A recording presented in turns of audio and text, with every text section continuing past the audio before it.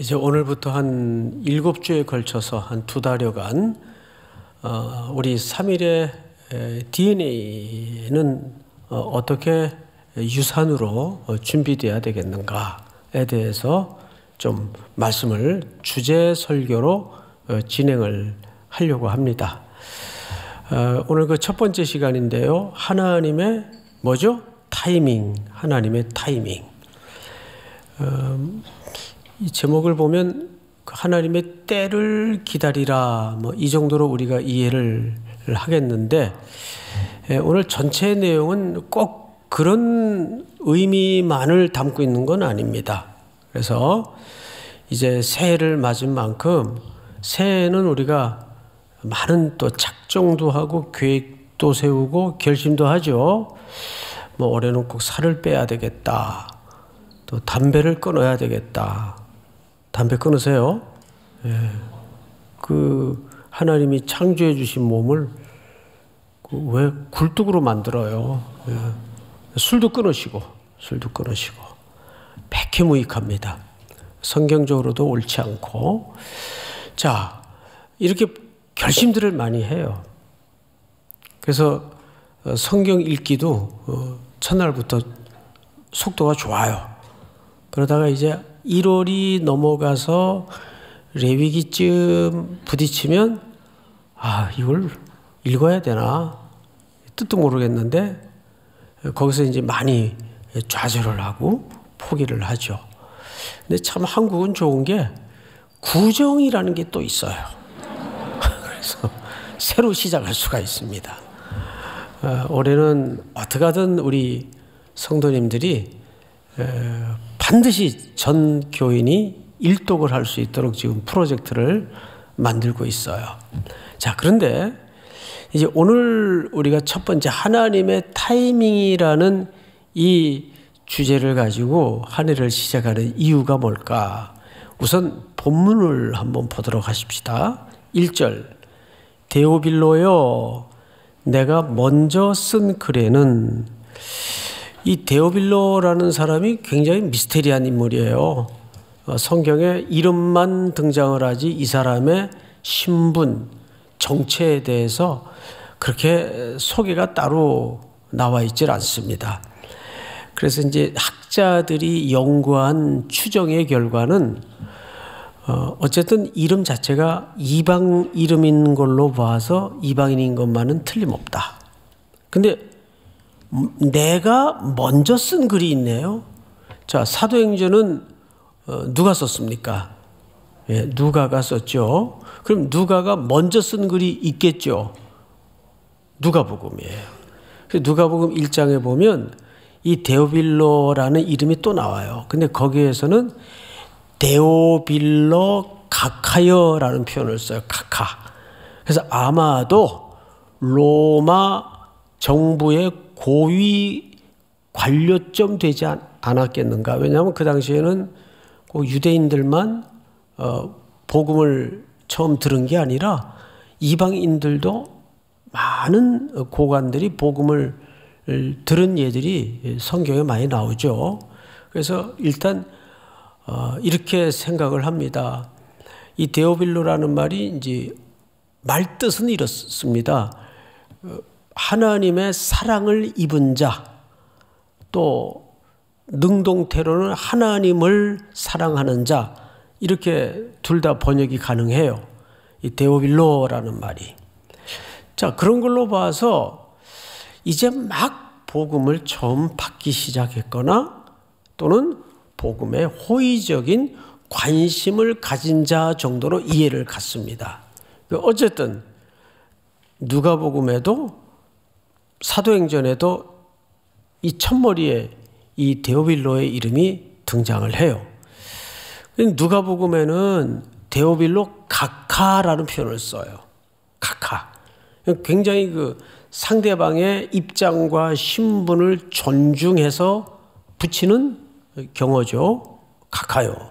근데 세월이 좀 흘렀겠죠?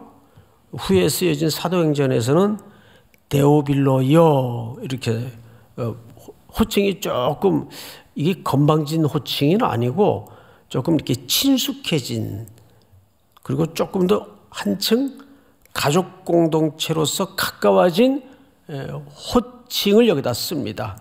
세월이 흘렀다는 얘기겠고 관계가 조금 더 피차 원숙해졌다는 얘기가 되겠죠. 자, 오늘은 이제 그 데오빌로 자체가 주제가 아니니까 이 정도로 하고 지나갑시다. 내가 먼저 쓴 글이 있는데 누가복음을 얘기합니다. 무릇 예수께서 행하시며 가르치시기를 시작하신부터 그가 택하신 사도들에게 성령으로 명하시고 승천하신 날까지의 일을 기록하였다. 자, 누가복음의 전체 이야기 얼개가 무엇을 담았는가를 설명한 겁니다. 예수 그리스도의 가르침, 그분의 제자들의 택하심, 그분의 십자가의 고난, 십자가의 죽으심, 부활, 그리고 어디까지 기록했다고요? 승천 때까지의 일을 먼저 쓴 글에다가 내가 썼었다. 그런데 누가복음 우리 그 부분을 한번 확인을 해 보십시다. 24장 우리 볼까요? 예, 제가 좀 읽겠습니다.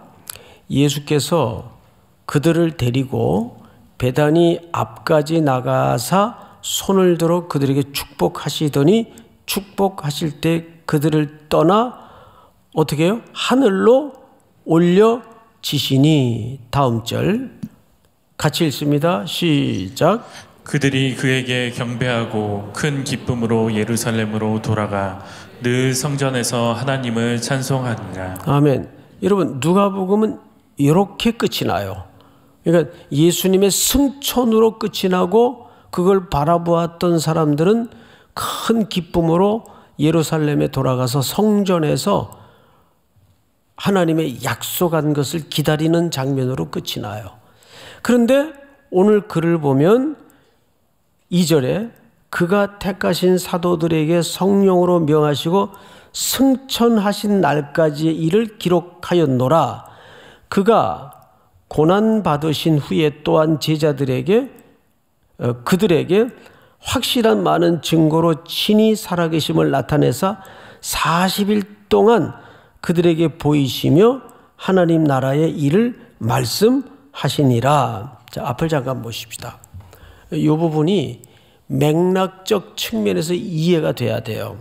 그러니까 예수님의 승천이라는 이 주제는 누가복음과 사도행전, 누가복음의 끝부분과 사도행전의 첫머리를 잇는 그 문을 다는 경첩 같은 기능을 합니다.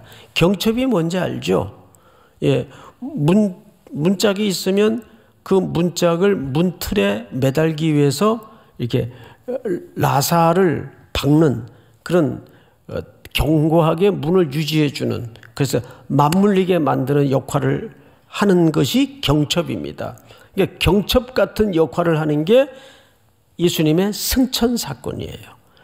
그런데 우리가 여기서 한 가지 좀 불식시킬 오해가 뭐냐 하면, 우리는 보통 예수님이 부활하신 다음에 바로 하나님의 나라로 승천하신 걸로 오해를 갖고 있어요. 보통들. 순서상 그게 맞으니까. 근데 순서는 맞는데 거기에 보면 오늘 성경에 보니까 이렇게 돼 있죠. 3절 그가 고난받으신 후에 또한 그들에게 확실한 많은 증거로 친히 살아계심을 나타내사 며칠 동안 40일 동안 그들에게 보이시며 하나님 나라의 일을 말씀하시니라. 자, 부활하신 다음에 바로 승천하신 것이 아니라 그가 제자들을 데리고 다니시면서 40일 동안 집중적으로 뭘 가르치셨다는 얘기입니까? 하나님의 나라의 일을 가르쳤다는 얘기예요. 자, 이게 이제 요즘 우리 그 대학의 표현대로 얘기하자면 인텐시브 코스로 가르치신 거예요. 우리 대학에도 또 뭐 기업에도 그런 프로그램들이 가끔 있더라고요. 몇 날을 딱 확정해가지고 집중적으로 한 주제에 대해서 교육하는 프로그램들이 있습니다. 그걸 보통 우리가 인텐시브 코스라 그러는데 3년 동안 제자들을 데리고 다니면서 동나가시면서 가르쳤어요. 그리고 체포되어서 고난받으시고 십자가에 죽으시고 사흘 만에 부활하셨습니다. 그리고 바로 승천을 하신 게 아니고 승천하시기 전 40일 동안을 제자들을 데리고 다니면서 부활을 목격해 하시고 또 뭐에 대해서 집중적으로 가르쳤다고요? 하나님의 나라에 대해서 집중적으로 가르치셨다는 얘기예요. 이 하나님의 나라는 죽으면 우리가 다 천당 갑니다, 천국 갑니다, 이런 나라만을 설명한 건 아닙니다. 하나님의 나라라는 것은 하나님의 임재, 그리고 그분의 통치, 그분의 구원의 선포, 그분의 영광, 그러니까 전체적이고 통섭적인 하나님의 나라를 집중적으로 40일 동안을 가르친 거예요. 왜 그랬을까요? 여러분, 우선 로마서 10장의 말씀처럼 너희가 하나님께 열심은 있으나 뭘 쫓은 게 아니라 그랬죠? 지식을 쫓은 것이 아니라 그랬습니다. 무슨 뜻일까요? 우리는 한 해를 출발하면서 이런저런 계획도 세우고 결심도 하고 작정도 하겠지만 그 뛰쳐나가 뭔가를 액션을 취하고 일을 하기 전에 가장 중요한 것이 성경을 준비해야 돼요. 가르침을 받아야 돼요. 여러분 오해하지 마세요.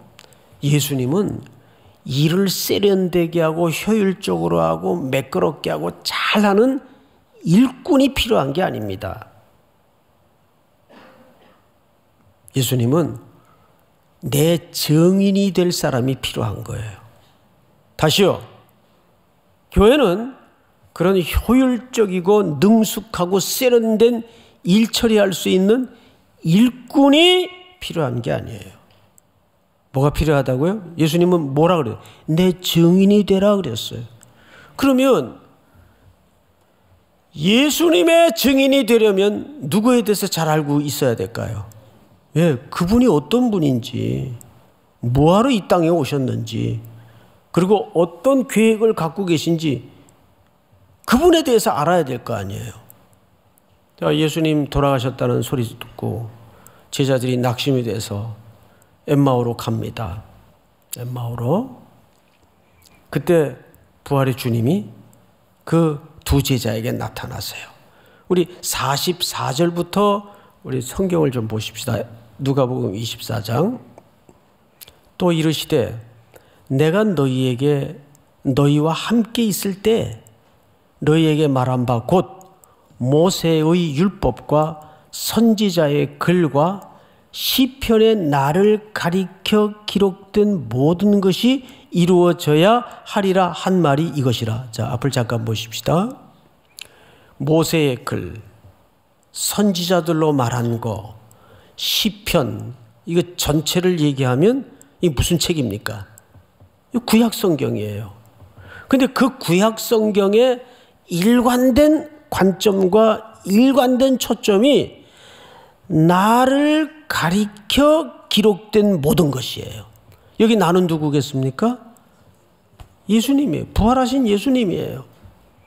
그러니까 이들의 낙심도 왜 낙심이 온 거예요? 성경을 모르니까 낙심이 된 거예요. 간단해요.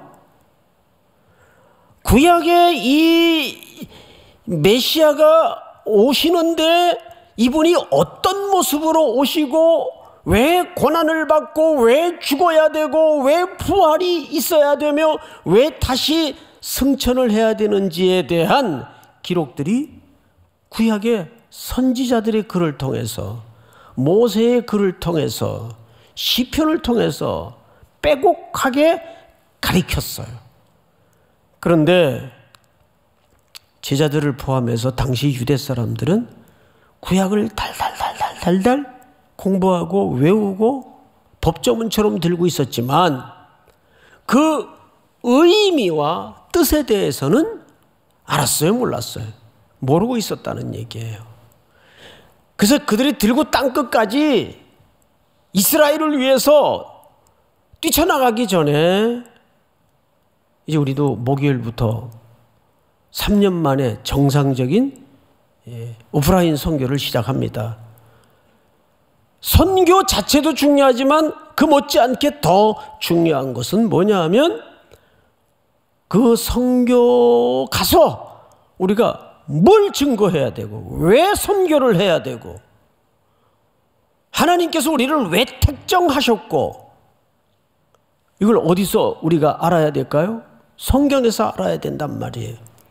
그렇게 낙심해서 고향으로 가던 두 제자가 부활의 주님이 선지자의 글들을 풀어주실 때 그들이 예수님이 떠나고 나서 서로 뭐라고 대화를 하죠? 말씀을 풀어주실 때 우리의 마음이 뜨겁지 아니하더냐? 믿습니까? 말씀을 풀어주실 때 우리의 마음이 뜨겁지 아니하더냐? 진짜 우리를 뛰쳐나가게 할 수 있는 힘과 동력은 자기 열정, 자기 진심, 자기 열심이 아니에요.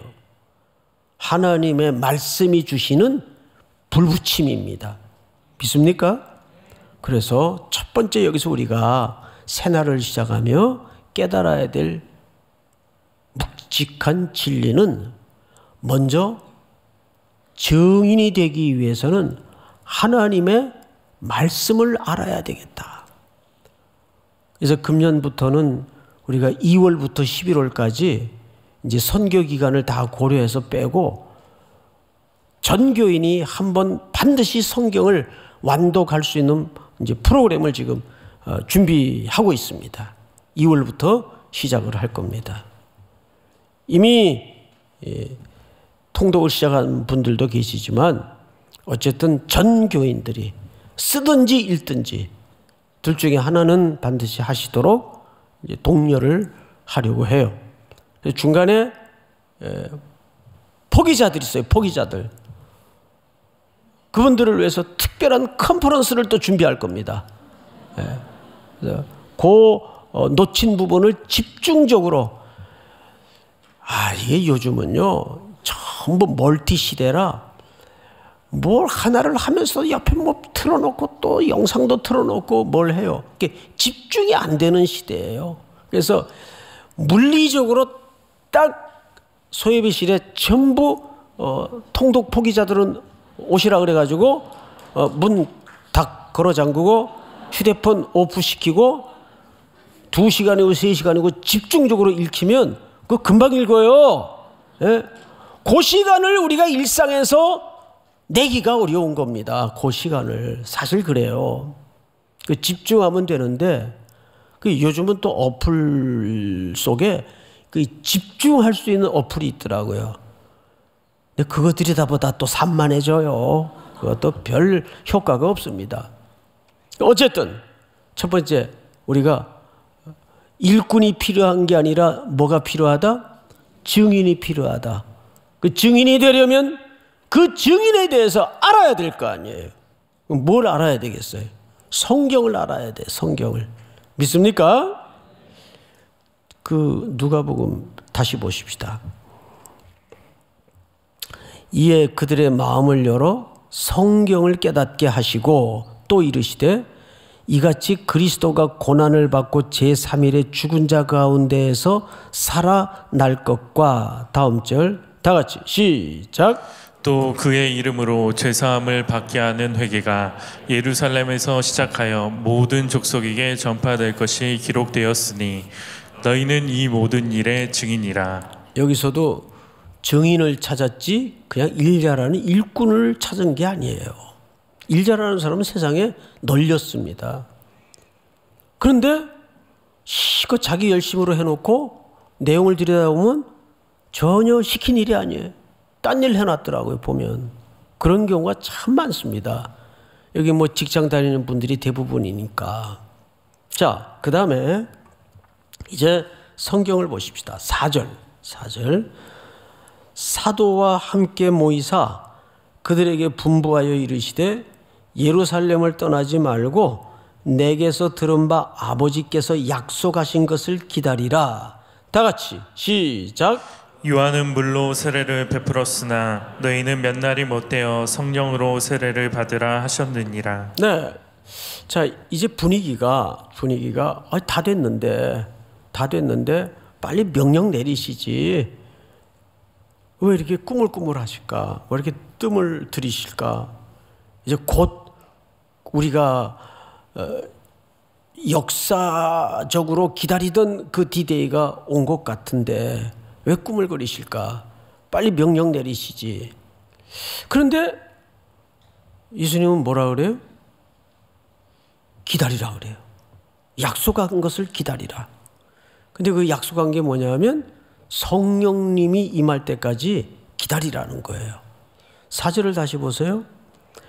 사도와 함께 모이사 그들에게 분부하여 이르시되 예루살렘을 떠나지 말고, 그러니까 뛰쳐나가지 말고 내게서 들은 바 아버지께서 약속하신 것을 기다리라.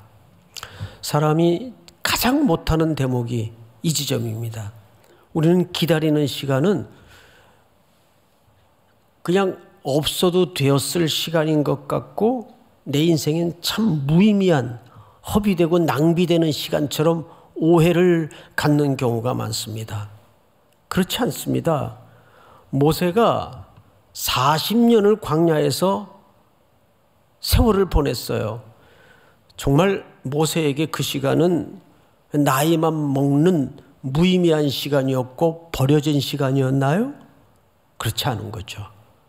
모세는 한창 모든 힘의 절정에 있을 때 그 자기 준비된 애굽의 문명의 그 지식과 배운 무술을 가지고 민족을 어떻게 좀 구원해 보려고 하다가 살인을 저질러요. 그리고 쫓겨 광야로 들어가 40년을 말벗 하나 없이 허허러이 흘러다니는 구름을 바라보면서 양떼 소떼 우는 소리만 친구 삼아 보리서말만 있어도 안 한다는 처가살이를 40년을 해요. 나중에는 모국어도 더듬어지죠. 나는 말을 못합니다 그래요. 그가 말재주가 없다는 말은 아닐 거예요. 자, 그런데 그 40년은 모세에게 어떤 시간이었을까요? 쫙 인간적인 힘을 빼는 시간이었어요. 여러분, 그 EPL 축구가 다시 재개가 됐죠. 월드컵이 끝나서. 그 유명한 선수들 볼 그 트래핑 하는 걸 보면요. 특별히 우리 손흥민 선수 같은 경우 이제 멀리서 볼을 탁 차요. 그럼 그걸 이제 받아야 되는데 이게 힘 조절이 안 되면 볼이 이렇게 툭툭 삐져나가고 튕겨나가요. 그럼 상대방이 볼을 뺏어가죠. 그런데 이렇게 발등에다가 탁, 이걸 순두부 터치라 그럽니다. 순두부 터치. 이렇게 탁 얹어요. 그냥 딱 달라붙듯이 얹어요. 그러면 그렇게 힘이 조절되기까지 그가 얼마나 많은 훈련을 했을까요? 17살 때까지인가 슈팅 연습을 아버지가 안 시켰다 그러죠? 예. 그러니까 운동 잘하는 사람과 못하는 사람의 차이가 뭐냐면 힘 조절입니다. 결국은. 운동 못하는 사람, 저 같은 사람은 볼이 오면 어떻게 할 줄 몰라가지고 되긴 되는데 발에 힘이 들어가서 퉁퉁 벗어나요. 그러니까 아웃이 되죠. 그런데 운동을 잘하는 사람은 딱 힘이 조절돼서 볼을 이렇게 안듯이 부드럽게 받아요. 참 신기해요. 그러니까 40년 동안 광야에서 모세가 뭐 한 거예요? 힘 뺀 거예요. 그래서 이 힘이 빠졌을 때, 그래서 더 이상 스스로도 이제 나는 광야의 지푸라기 같은 존재다라고 자기 존재에 대해서 아무 가치를 못 느낄 때 하나님께서 가시떨기 불꽃 가운데 나타나셔서 신비한 광경을 보이시죠. 불이 붙었는데 나무가 타지 않아요. 무슨 뜻일까요? 내가 너를 쓰겠지만 너의 어떤 재간, 조건, 재능, 능력을 쓰는 것이 아니다. 내가 한다. 그 뜻이거든요. 나무에 불이 붙었는데 자연의 이치대로라면 연소가 되는 나무가 타야 될 거 아니에요. 나무가 타질 않아요. 하나님이 하신다는 뜻이거든요. 그러니까 기다리라는 말은 버려진 시간, 무의미한 시간이 결코 아닙니다. 오늘 온라인으로 또 이 현장에서 예배하는 모든 성도들 가운데에도 그런 시간과 마주 앉은 분들이 분명 계십니다. 이거 언제까지 기다려야 되나? 조금만 더 기다리세요. 언제까지가 아니라 조금만 더 기다리세요. 창세기에도 보면 점점 식솔들이 늘어나니까 목동들이 자꾸 싸우죠. 그래서 아브라함과 롯이 헤어져요. 드디어 롯의 입장에서는 쾌재를 부른 거죠. 야, 이제 나도 이제 내 몫을 챙겨서 독립을 하게 됐구나. 그리고 신이 나서 그가 어디가 좋을까 하고 돌아다니는데 딱 한눈에 물 좋고 정자 좋은 데가 들어오는 거예요. 여기다 하고 글로 옮겨서 텐트를 치는데 거기가 어디입니까? 소돔과 고모라 지역이에요. 머지않아 몰락을 하고 말죠. 근데 그때 성경 기자가 아주 중요한 단어 하나를 써요. 롯이 눈을 들어 그랬어요. 히브리 말이 눈을 든다는 말은 발 뒤꿈치를 들어서 손을 미간에 붙여 앞날을 조망한다 그 뜻이에요. 근데 그 주어가 누구죠? 롯이. 내가 그 뜻이에요. 내가 눈을 들어. 그런데 아브라함도 눈을 들어요. 근데 아브라함의 주어는 달라요. 여호와께서 아브라함의 눈을 들게 하사. 아브라함아 너는 눈을 들어 그랬어요. 아브라함이 눈을 들었는데 그 주체가 누굽니까? 하나님이에요. 너는 눈을 들어 동서남북을 바라보라. 이 모든 땅을 내가 너와 너희 후손에게 주리라. 가나안 땅을 다 주지 않습니까? 결국 어느 땅을 택해야 복이 되냐는 문제가 아니라 하나님의 임재를 경험하는 인생인가 아닌가가 복의 기준이에요. 믿습니까? 우린 자꾸 인생을 선택할 때 전선을 착각을 해요. 이 직장을 가야 제가 성공할까요? 저 직장을 택해야 성공할까요? 그런 건 없어요. 여러분들이 하나님의 임재에 붙들려 있다면 어디를 가도 거기가 복이 되는 거예요. 믿습니까?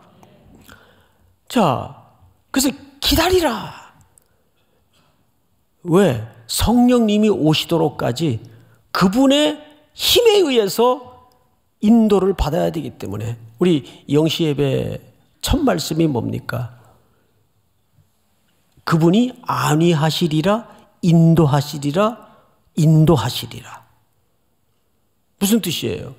양은 목자가 길의 주도권을 갖고 있다는 뜻입니다. 양이 저쪽 가면 좀 먹잇감이 있을 것 같은데요. 저쪽으로 가볼까요? 양이 그럴 수 있어요? 양은 철저히 안전하고 철저히 행복하고 철저히 배부르려면 목자를 바짝 쫓아야 가장 안전하고 가장 행복하고 가장 배부른 길을 확보하게 되는 거죠.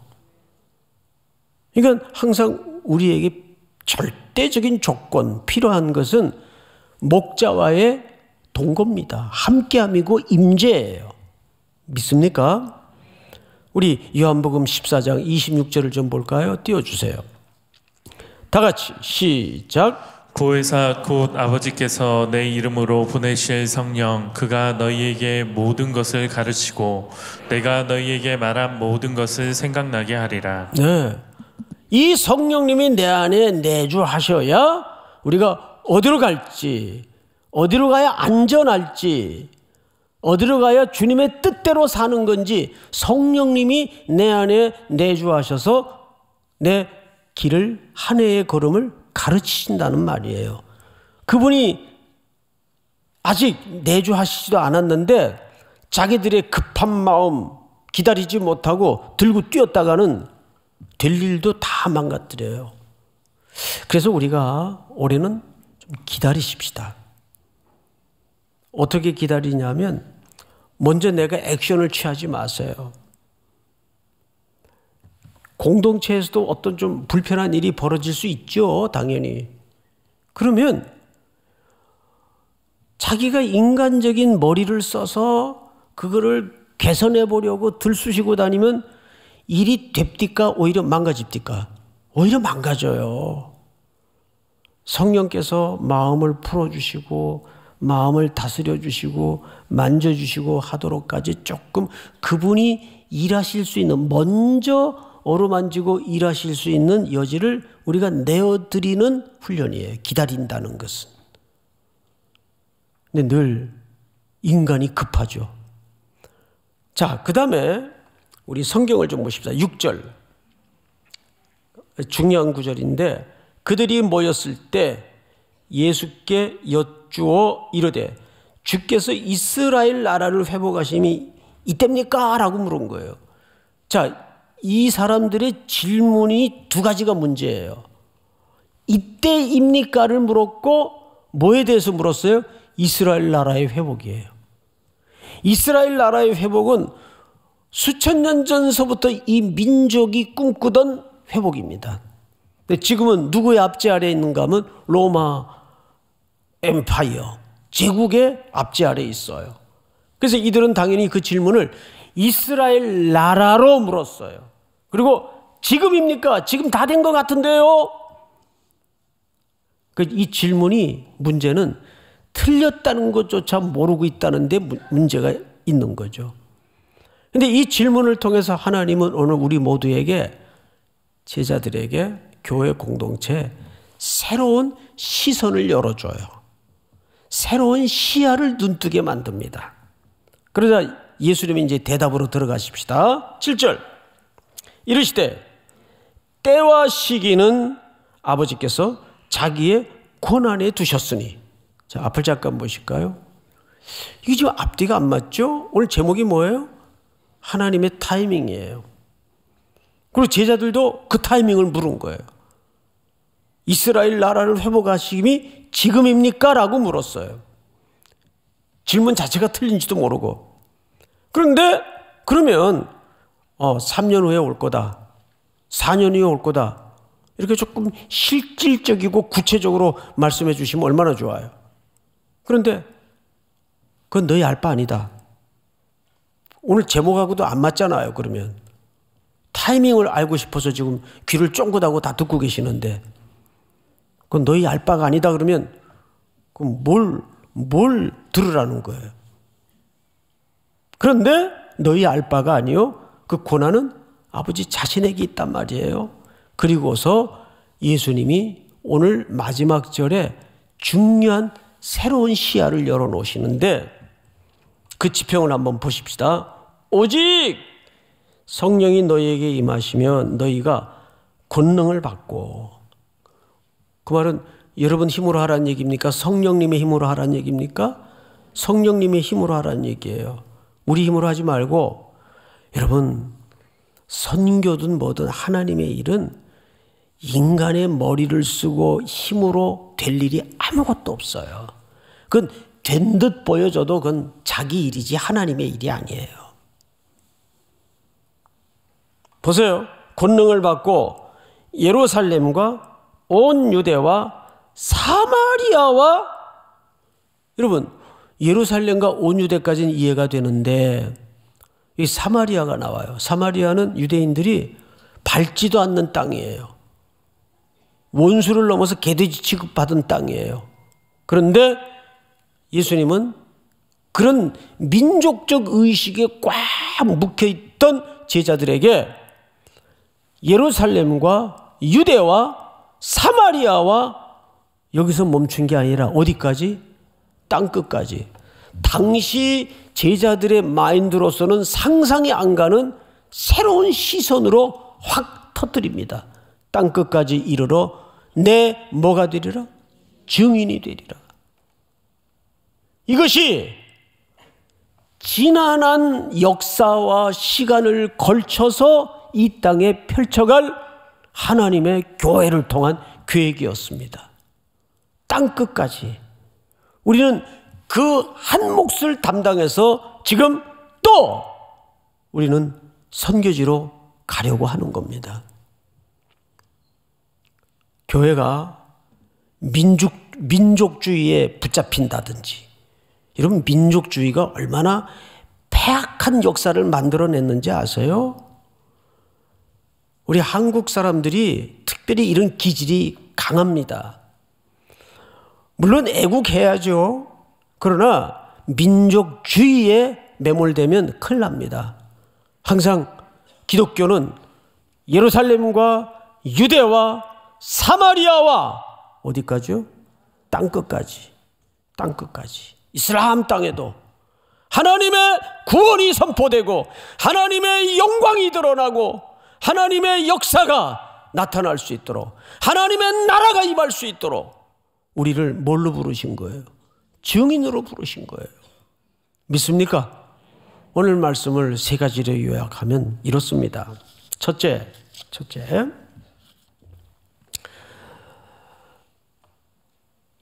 하나님의 인도하심을 어떻게 하라? 기다리라. 기다리라. 조금만 기다리십시다. 두 번째, 그러면 한없이 일상을 늘어뜨려 놓고 우리는 기다림만 해야 되는가? 아니에요.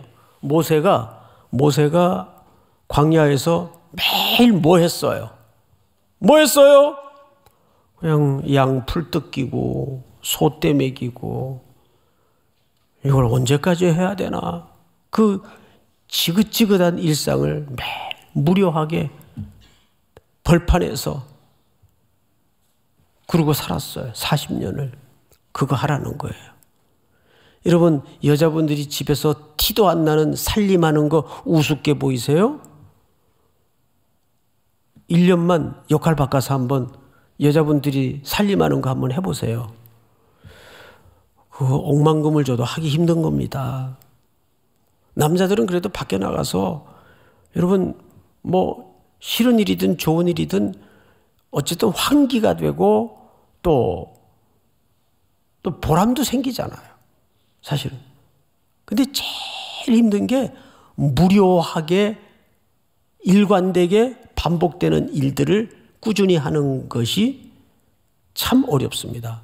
그래서 러시아 그 소설에 보면 가장 무서운 형벌이 무임입니다.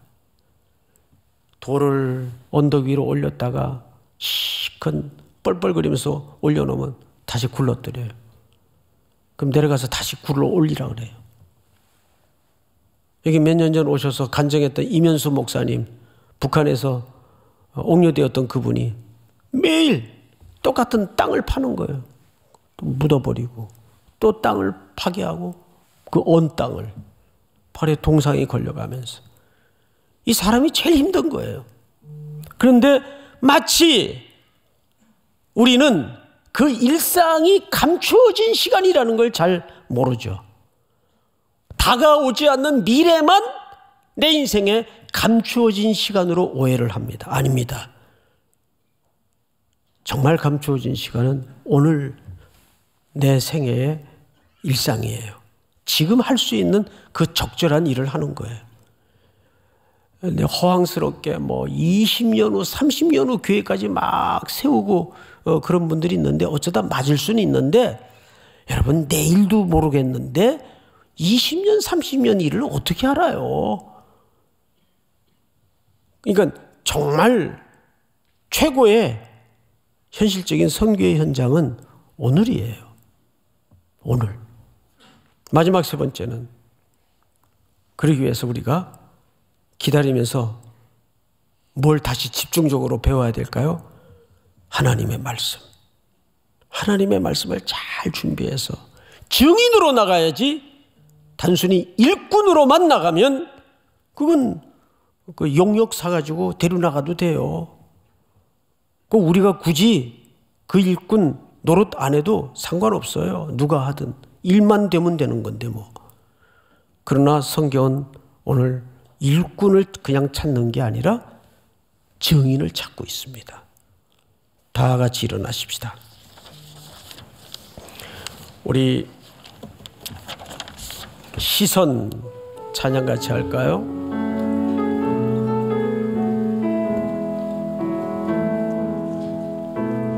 내게로부터 눈을 들어 주를 보기 시작할 때 주의 일을 보겠네. 내 찬양만 돌이키사 하늘에 꿈꾸게 하네. 주님을 볼 때 모든 시선을 주님께 드리고 살아계신 하나님을 느낄 때 내 삶은 주의 역사가 되고 하나님이 일하기 시작하네. 성령이 나를 변화시켜 모든 두려움 사라질 때 주의 일을 보겠네. 패한 한가운데서 주님 마음 알게 되리. 주님을 볼 때 모든 시선을 주님께 드리고 전능하신 하나님을 느낄 때 전능하신 하나님을 느낄 때 세상은 주의 나라가 되고 하나님이 일하기 시작합니다. 하나님이 일하기 시작하네.